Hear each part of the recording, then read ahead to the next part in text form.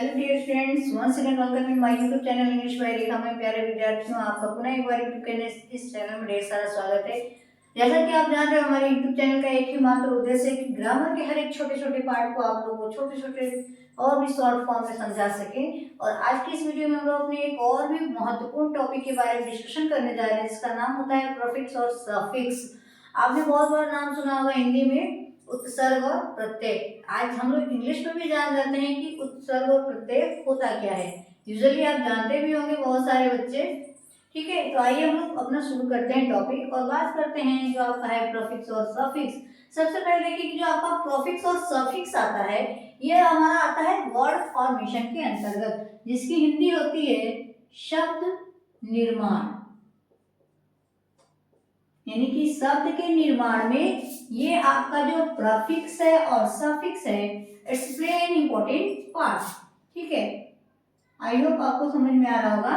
अब देखिए, इसकी हिंदी होती है उपसर्ग और प्रत्यय।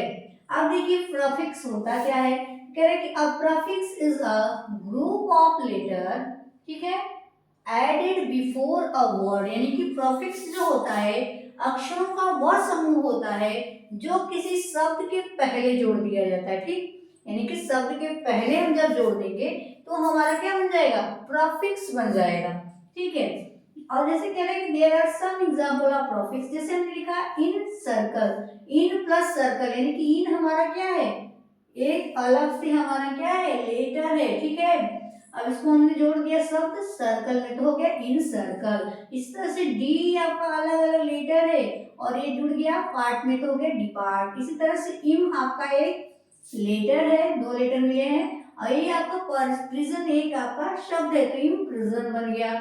उसी तरह से डिश आपका जो क्या अलग अलग लेटरों का समूह है जो किसी शब्द के पहले जुड़ के और एक नया शब्द निर्माण कर रहा है। ठीक है, इसी तरह से आपका ये सफिक्स, सफिक्स क्या आता है, कह रहे कि it is a group of letter, कह रहे कि यह लेटरों यानी अक्षरों का वह समूह होता है that added in the end of the word, जो क्या होता है किसी भी शब्द के अंत में जुड़ जाता है। ठीक है, जैसे फियर और यहाँ पे हो गया फुली, यानी कि फियर आपका वर्ड है और ये फुल है, तो हमारा हो गया फियरफुल। नेक्स्ट आपका मूव और इसमें बन गया मेन, तो आपका मिलकर बन गया मूवमेंट। इसी तरह से law plus ER equal to lawyer, play plus ER equal to player. ठीक है, आज की वीडियो में आप बच्चे समझ में आ रहे हो कि प्रीफिक्स और सफिक्स होता क्या है।